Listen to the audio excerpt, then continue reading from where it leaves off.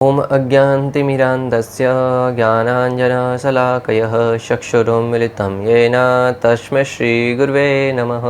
हरे कृष्णा।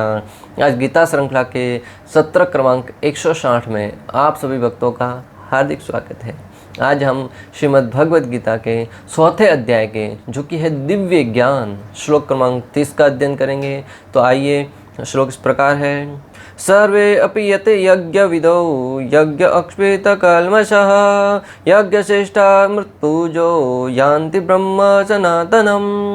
अर्थात ये सभी यज्ञ करने वाले यज्ञों का अर्थ जानने के कारण पाप कर्मों से मुक्त हो जाते हैं और यज्ञों के फल रूपी अमृत को सख कर परम दिव्य आकाश की ओर बढ़ जाते हैं।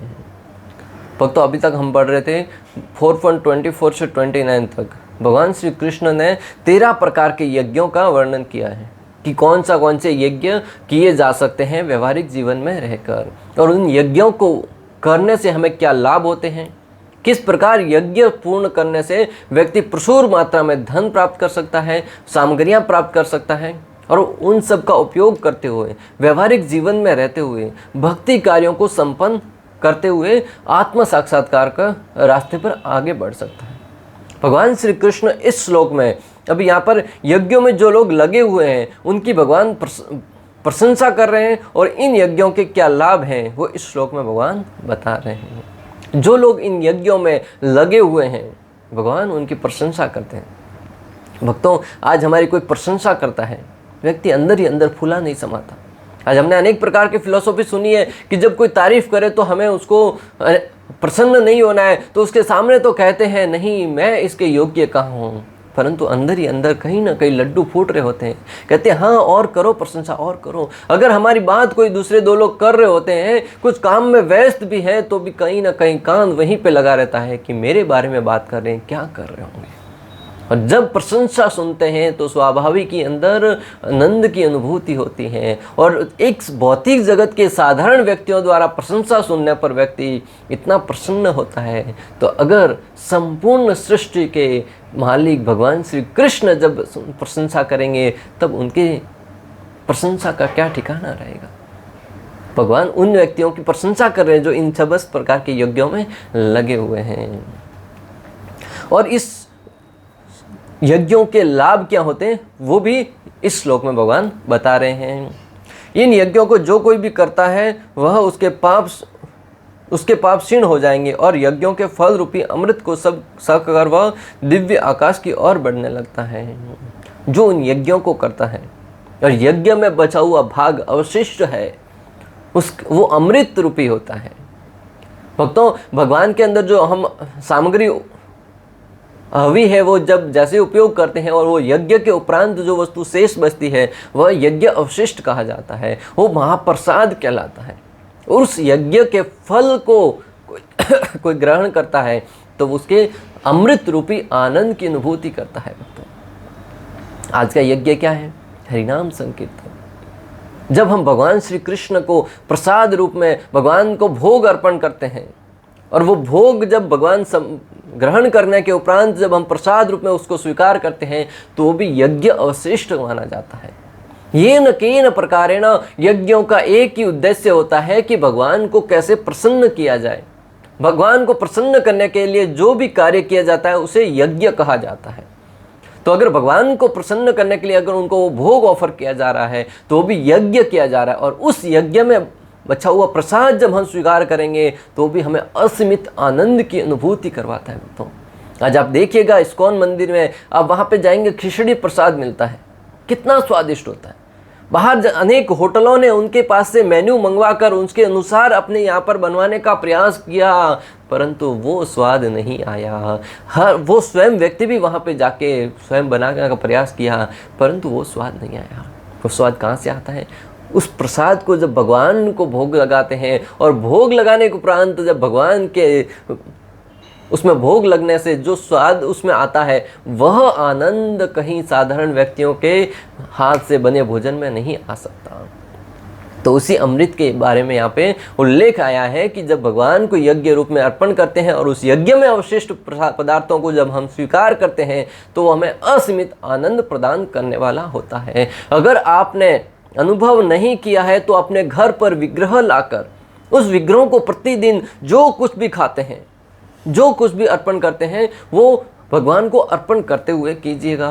उस अवस्था में वो हम निश्चित रूप से पाप कार्यों से तो बचेंगे ही, साथ ही साथ उस भोग का, उस महाप्रसाद का आनंद भी प्राप्त करते हुए प्रतीत होंगे। विभिन्न प्रकार के यज्ञों का एक ही उद्देश्य होता है, श्री कृष्ण की प्रसन्नता। समस्त प्रकार के यज्ञों का एक ही उद्देश्य होता है, क्या? कि भगवान श्री कृष्ण को प्रसन्न किया जाए।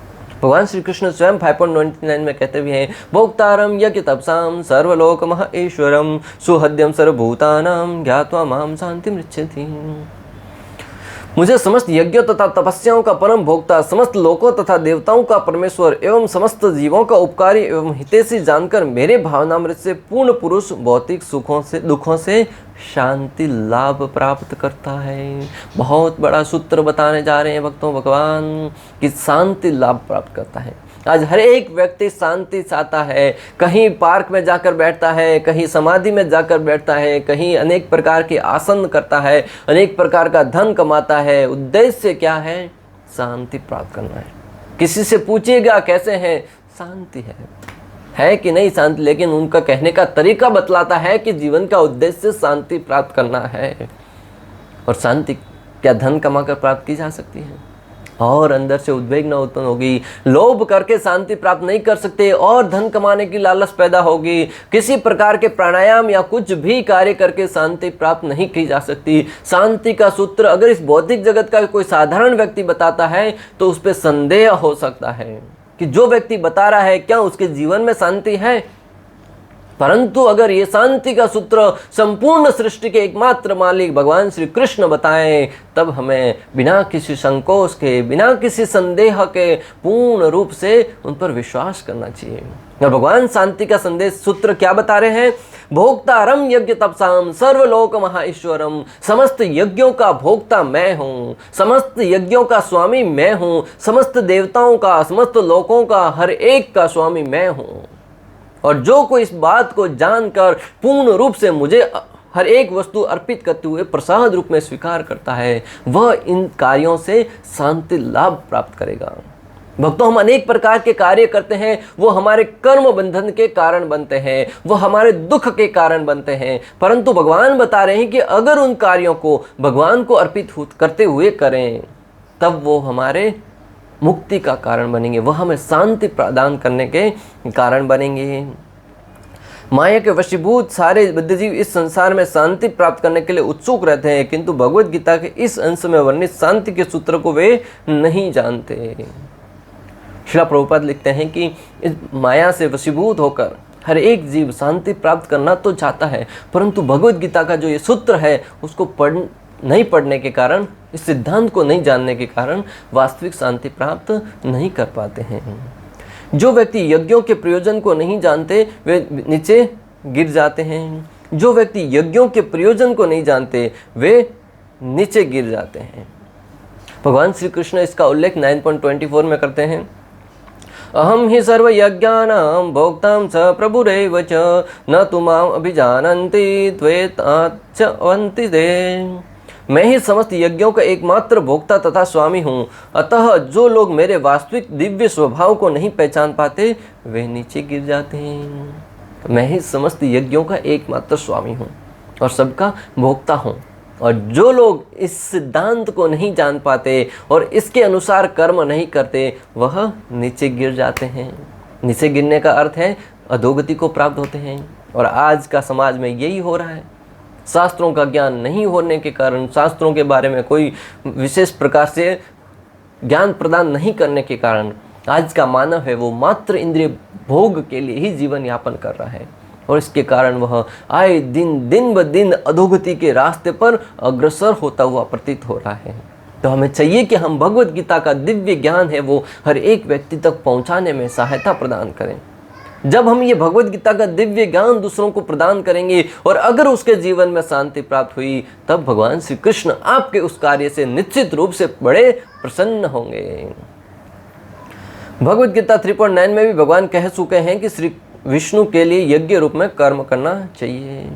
यज्ञ अर्थात कर्म अन्यत्र लोको अयम कर्म बंधन तद अर्थम कर्म कौन्तेय मुक्त संग समाचार। कि भगवान श्री विष्णु को प्रसन्न करने के लिए ही यज्ञ रूप में हमें कर्म करना चाहिए। उस रूप में जब हम यज्ञ रूप में कर्म करेंगे तब उसके कर्म बंधन हमें नहीं लगेंगे। 100 बात की एक बात भक्तों, जो भी कार्य करते हैं भगवान श्री कृष्ण की प्रसन्नता के लिए करें। अर्जुन ने युद्ध लड़ा परंतु श्री कृष्ण की प्रसन्नता के लिए वह युद्ध यज्ञ बन गया। हनुमान जी ने लंका को जलाया परंतु श्री रामचंद्र की प्रसन्नता के लिए वह युद्ध भी यज्ञ बन गया। ऐसे हर एक कार्य को आप जीवन में करते जाइए, भले सामाजिक दृष्टि से घृणित कार्य भी क्यों ना हो, परंतु अगर उससे भगवान श्री कृष्ण प्रसन्न हो रहे हैं, भगवान श्री कृष्ण के भगवद गीता में कहे अनुसार उसके अनुसार सिद्धांत मिलाप हो रहा है, निश्चित रूप से भगवान प्रसन्न होंगे और आप उसके कार्यों का फल है वो लाभ के रूप में प्राप्त करेंगे। जो व्यक्ति भौतिक ऐश्वर्य पाने के लिए यज्ञ करते हैं उनका पतन होना निश्चित है। जो व्यक्ति भौतिक लाभ प्राप्त करने के लिए यज्ञ करते हैं उनका पतन होना निश्चित है भक्तों। शास्त्रों में वर्णन आता है दक्ष प्रजापति का। दक्ष प्रजापति ने भगवान भोलेनाथ को नीचा दिखाने के लिए, स्वयं का मान है वो गर्व है वो ऊंचा करने के लिए यज्ञ किया। कौन सा यज्ञ किया? वाजपेयी यज्ञ किया। उसमें स्वयं बृहस्पति यज्ञ का, वाजपेयी यज्ञ करके फिर बृहस्पति यज्ञ का शुभारंभ किया। उस कथा बहुत लंबी है भक्तों, परंतु सार रूप में मैं आपको बता देता हूं कि एक बार जब दक्ष प्रजापति ने यज्ञ किया था, यज्ञ के लिए समस्त बड़े बड़े महानुभावों को, बड़े बड़े देवताओं को वहां पे बुलाया। शिव जी है, ब्रह्मा जी सहित बृहस्पति, अनेक प्रकार के साधुगण वहां पर उपस्थित थे। सभा में सब बैठे हुए थे। जैसे ही दक्ष प्रजापति ने अंदर प्रवेश किया सब लोग उनके सम्मान में खड़े हुए, परंतु भगवान भोलेनाथ खड़े नहीं हुए। इस भौतिक जगत के जीवों का भक्तों हृदय वो बड़ा ही निराला होता है, बड़ा ही भटका हुआ रहता है कि सब लोग खड़े हुए परंतु एक व्यक्ति नहीं खड़ा हुआ। उसके अंदर रुष्टता पैदा हो गई, द्वेष पैदा होने लगा। अरे इतने सारे खड़े हुए, एक नहीं खड़ा हुआ, क्या फर्क पड़ता है? और कोई भगवान भोलेनाथ साधारण व्यक्ति नहीं है। भगवान भोलेनाथ तो अपनी समाधि में लीन थे। गोस्वामी जी तुलसीदास जी लिखते हैं कि भगवान भोलेनाथ अगर एक घड़ी किसी स्थान पर बैठ जाए तो वो समाधि में प्रवेश कर जाते हैं। और समाधि में प्रवेश किए हुए थे, उनको पता नहीं कौन आया कौन गया। और भगवान भोलेनाथ किसी के सम्मान में खड़े हो न हो क्या फर्क पड़ता है। परंतु दक्ष प्रजापति है वो इतना क्रोधित हो गया कि भगवान भोलेनाथ का अपमान करने लगा। इतने में भगवान भोलेनाथ के गणों और दक्ष प्रजापति के गणों जो उनके अनुयायी थे उसमें आपस में भिड़ंत होने लगी। इस सब दृश्य को देखकर भगवान भोलेनाथ तुरंत वहां से उठकर चले गए। बहुत ही सुंदर शिक्षा मिलती है भक्तों, जहां कहीं भी आपस में झगड़ा होने लगे उस झगड़े में, उस युद्ध में भाग लेने की बजाय उस स्थान से चले जाना ही बहुत बेहतर होता है। भगवान भोलेनाथ वैष्णव नाम यथासंभव सबसे महान है, वो वहां से चले गए। उसके उपरांत दक्ष प्रजापति ने द्वेष में आकर दूसरा यज्ञ किया। उस यज्ञ में उन्होंने समस्त लोगों को बुलाया परंतु भगवान भोलेनाथ को नहीं बुलाया। उस यज्ञ का उद्देश्य क्या था? प्रशंसा प्राप्त करना, भगवान भोलेनाथ को नीचा दिखाना। अरे भगवान भोलेनाथ का जो द्रोही करता है वो भगवान श्री हरि को कैसे प्रसन्न प्रिय हो सकता है? भगवान कहते हैं कि जो भगवान भोलेनाथ के प्रति अनेक प्रकार के अपराध करता है वो मुझे कभी प्रिय नहीं हो सकता। रिजल्ट आप सबको पता है भक्तों, दक्ष प्रजापति का गर्दन काटा गया। भृगु ऋषि, अनेक प्रकार के ऋषि मुनि तो उनके गण थे, किसी के दाढ़ी निकाली गई, किसी के आंख निकाली गई, किसी के दांत निकाले गए और अंत में दक्ष प्रजापति को गर्दन है वहां पे बकरे का सर लगाया गया, किसी को बकरे की दाढ़ी लगाई गई, किसी को बकरे का दांत लगाया गया। परिणाम क्या आया? विध्वंस। उन्होंने किस उद्देश्य से किया था? प्रशंसा प्राप्त करने के लिए। वही यहाँ पे आया कि अगर कोई व्यक्ति प्रशंसा पाने के लिए, समाज में नाम ऊंचा करने के लिए, किसी से द्वेष करने के लिए कोई यज्ञ करता है तो उसका परिणाम है वो बहुत ही भयंकर आएगा। यज्ञ का उद्देश्य होना चाहिए भगवान श्री कृष्ण को प्रसन्न करना, हमारी स्वयं की इंद्रिय तुष्टि करना नहीं। अगर कोई व्यक्ति भगवान की प्रसन्नता के लिए यज्ञ करता है तो भगवान स्वयं उनकी सहायता करते हैं यज्ञ करने में। अगर कोई व्यक्ति भगवान की प्रसन्नता के लिए, दिव्य साक्षात्कार प्राप्त करने के लिए, ज्ञान अर्जित करने के लिए, समस्त मानव समाज के कल्याण के लिए यज्ञ करता है तब भगवान स्वयं उसके यज्ञ की रक्षा करते हैं, स्वयं यज्ञ को संपन्न करने में उनकी सहायता करते हैं। दृष्टांत रामायण का दृष्टांत भक्तों, विश्वामित्र मुनि अनेक ऋषि मुनियों के साथ मिलकर यज्ञ करते थे। अनेक प्रकार के राक्षस जन हैं वो वहां कर आकर उस यज्ञ में विघ्न डालते थे। उन सब से त्राहिमाम होकर वो भगवान श्री रामचंद्र के पास सहायता मांगने गए। स्वयं भगवान श्री रामचंद्र लक्ष्मण के साथ जाकर उनके यज्ञों की रेकी करी, उनके यज्ञों की रक्षा करी। ये है भक्तों शुद्ध यज्ञ करने का परिणाम। अनेक प्रकार के राक्षसों का वध करके उन्होंने उन ऋषि मुनियों को यज्ञ संपन्न करने में सहायता प्रदान करी। स्वयं उनके पिता राजा दशरथ जी ने भी जब यज्ञ किया था, किसके लिए? भगवान को पुत्र रूप में प्राप्त करने के लिए। तब भगवान श्री रामचंद्र है स्वयं उनके परिवार में प्रकट होकर उनकी सारी कामनाओं को पूर्ण किया, उनकी अनेक इच्छाओं को पूर्ण किया। भगवान कोई साधारण नहीं है, किसी भी परिवार में जन्म ले लेंगे। उन्होंने बहुत बड़ा यज्ञ किया और उस यज्ञ में अनेक प्रकार की आहुतियां दी गई, अनेक प्रकार के द्रव्य पदार्थों का दिव्य श्लोकों के माध्यम से उस यज्ञ को संपन्न किया गया। तब उसमें से जैसे ही अग्निदेव प्रकट हुए, कुछ खीर प्रदान किया, उस खीर को ग्रहण करने के कारण भगवान है वो उनके घर पे प्रकट हुए। कलयुग के लिए जिस यज्ञ का विधान है वह है हरिनाम संकीर्तन। भक्तों, अलग अलग युग में अलग अलग यज्ञ का विधान किया जाता है। कलयुग के लिए जो यज्ञ बताया गया है वह है हरिनाम संकीर्तन। आगे आने वाले श्लोकों में हम पढ़ेंगे कि किस प्रकार कलयुग में अगर आप अनेक प्रकार के वाजपेयी यज्ञ है, अश्वमेध यज्ञ ये करने जाएंगे तो हम असंभव होंगे, हम वो करने में सक्षम नहीं है, क्योंकि उसमें अनेक प्रकार के शुद्ध द्रव्य पदार्थ लगते हैं, अनेक प्रकार के शुद्ध ब्राह्मणों की आवश्यकता होती है, शुद्ध मंत्र उच्चारण करने की आवश्यकता होती है, अनेक प्रकार के धन की आवश्यकता होती है, अनेक प्रकार के द्रव्य पदार्थ जो शुद्ध होने चाहिए उसकी आवश्यकता होती है। और आज के कलयुग का जीव है वो ये सारे के सारे कार्य करने में अक्षम है। इस कारण कलयुग के लिए बहुत ही सरल उपाय बताया गया है, हरिनाम संकीर्तन। चैतन्य महाप्रभु आज से लगभग 500 वर्ष पूर्व इस धरा पर, भारत भूमि तो हल्य मनुष्य जन्म यार, जन्म सार्थक करी कर परोपकार। भारत भूमि पर प्रकट हुए और वहाँ पर प्रकट होकर उन्होंने हरिनाम संकीर्तन का प्रचार किया और उस हरिनाम का आश्रय लेकर तब से आज तक अनेक लोग हैं वो अपने जीवन को सफल बनाए हैं। जो व्यक्ति ध्यानपूर्वक भगवान के नाम का जप करता है उसकी एकाग्रता बढ़ती है। भगवान के नाम में जप करने की हो, भले भौतिक जगत में कोई कार्य करने की भी कोई जो लक्ष्य रखा है ना, उसमें हमारी एकाग्रता बढ़ती है अगर कोई ध्यानपूर्वक भगवान के नाम का जप करता है तो। एक समय की बात, एक विद्यार्थी था, विद्यार्थी भगवान के नाम का जब किसी के कहे अनुसार माला करने लगा, जैसे जैसे माला करने लगा उसका पढ़ने का जो तरीका था वो बदलते गया। पढ़ने में उसको बहुत ही ध्यानपूर्वक पढ़ने का मन करने लगा, पढ़ने में प्रथम आने लगा।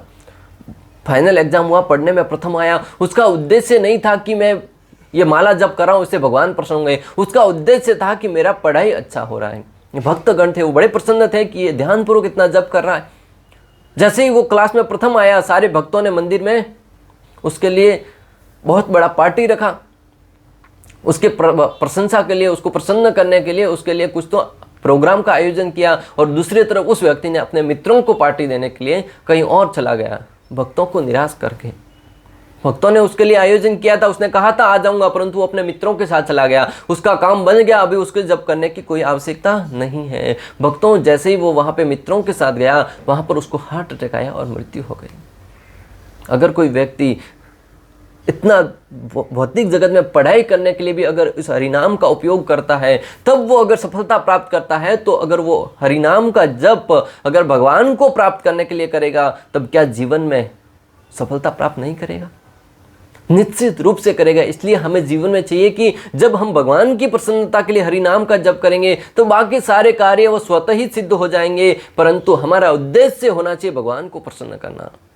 ये तो यूं ही हुआ कि अगर एक चूहे को भगाना है उसके लिए हम शेर को बुला रहे हैं। अगर इस हमारे पाप कार्यों को भगाने के लिए, इस भौतिक जगत के कार्यों को संपन्न करने के लिए हरिनाम का आह्वान करते हैं, तो ऐसा ही हुआ कि अगर चूहे को भगाना है हम शेर को बुला रहे हैं। चूहे को भगाने के लिए बिल्ली ही काफ़ी है, अगर शेर को बुलाना है तो उस शेर के अनुरूप कार्य करवाइए। हरिनाम का उच्चारण कर रहे हैं तो हरिनाम का उच्चारण इसलिए कीजिए ताकि हम भगवान को प्रसन्न कर सकें। और जब भगवान प्रसन्न हो जाएंगे, संपूर्ण जगत है वो स्वतः ही प्रसन्न हो जाएगा। वो अलग से कोई प्रयास करने की आवश्यकता नहीं रह जाएगी। बृहद विष्णु पुराण में हरिनाम की महिमा का वर्णन आता है। नाम नो ही यावती शक्ति पाप निर्हरणे हरे तावद कृतुम न शक्नोति पातकम पातकी नर। हरि का एक पवित्र नाम लेने मात्र से पापी मनुष्य जितने पाप कर सकता है उससे अधिक पापों के फल का निराकरण कर सकता है। हरि का एक नाम, मात्र एक नाम, अगर कोई एक नाम भी लेता है तो जितना पाप कर सकता है उससे कई गुना अधिक पापों का नाम है वो एक ही क्षण में समाप्त हो जाता है। परंतु हरि का नाम लेने का भाव है वो किस अवस्था तक होना चाहिए।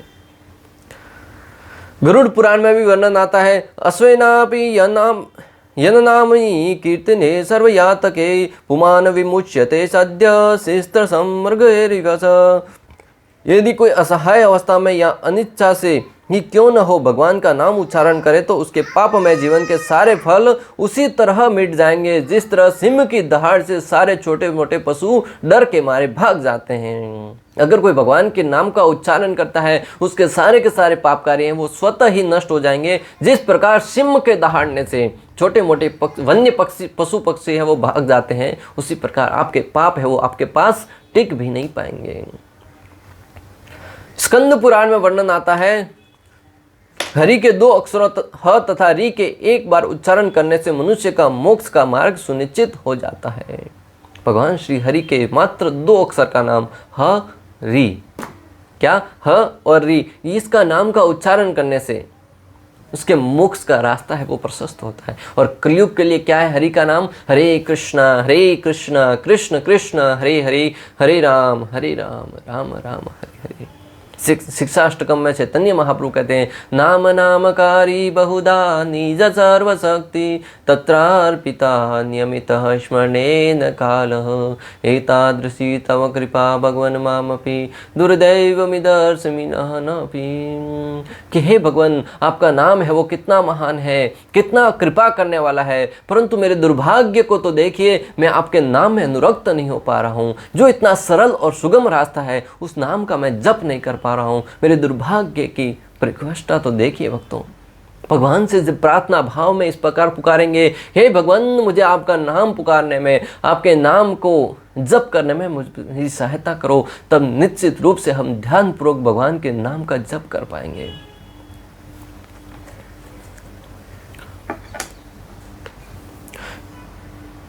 यज्ञ श्रेष्ठा मृतभुजो यान्ति ब्रह्मण सनातनम। यज्ञ करने के उपरांत जो वस्तु शेष बचती है वह अमृत के समान स्वादिष्ट और दिव्य होती है। अर्जुन के लिए भगवान संदेश दे रहे हैं कि युद्ध के उपरांत यज्ञ अवशिष्ट के रूप में जो अमृत बचेगा उस राज्य का भोग करने पर भी वह कर्म बंधन में नहीं बंधेगा। अर्जुन के लिए भगवान श्री कृष्ण यहाँ पर संदेश दे रहे हैं कि अगर तुम यज्ञ रूप में मेरे द्वारा बताए हुए सिद्धांत का पालन करेंगे, युद्ध करेंगे, तो उस युद्ध के उपरांत युद्ध क्या हो जाएगा, यज्ञ हो जाएगा। और युद्ध के उपरांत जो राज्य बचेगा वो यज्ञ अवशिष्ट हो जाएगा। और उस यज्ञ अवशिष्ट को जब तुम भोग करोगे तब तुम कर्म के बंधन में नहीं बंधोगे, बल्कि उस अवशिष्ट का अमृत रूपी पान करते हुए आनंद को भोगोगे। इसलिए हमें भगवान द्वारा बताए हुए ज्ञान को जीवन में उतार कर भगवान द्वारा कहे सिद्धांत के अनुसार कर्म करेंगे तो हम भी कर्म बंधन में नहीं बंधेंगे। यज्ञ अवशिष्ट को ग्रहण करने वाला भोक्ता न होकर उपभोक्ता होता है। अगर कोई व्यक्ति यज्ञ अवशिष्ट को ग्रहण करता है तो वह भोक्ता नहीं बन रहकर उपभोक्ता हो जाता है। तो फिर भोक्ता कौन हुआ, भगवान। वस्तु लाया, हमने पहले किसको लगाया, भगवान को भोग लगाया, भगवान भोक्ता हो गए। और जब उसको यज्ञ रूप के उपरांत हम उसको प्रसाद रूप में स्वीकार करेंगे तो हम उपभोक्ता बन जाएंगे।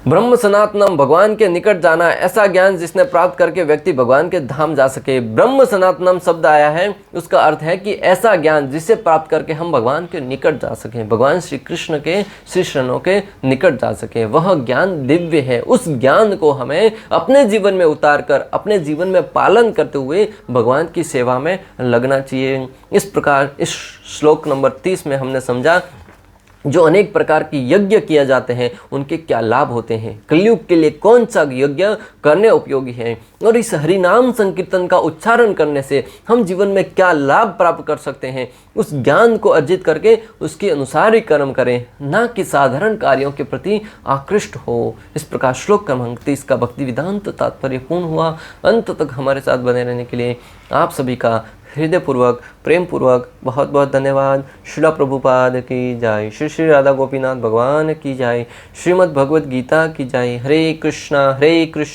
कृष्ण कृष्ण हरे हरे, हरे राम राम राम।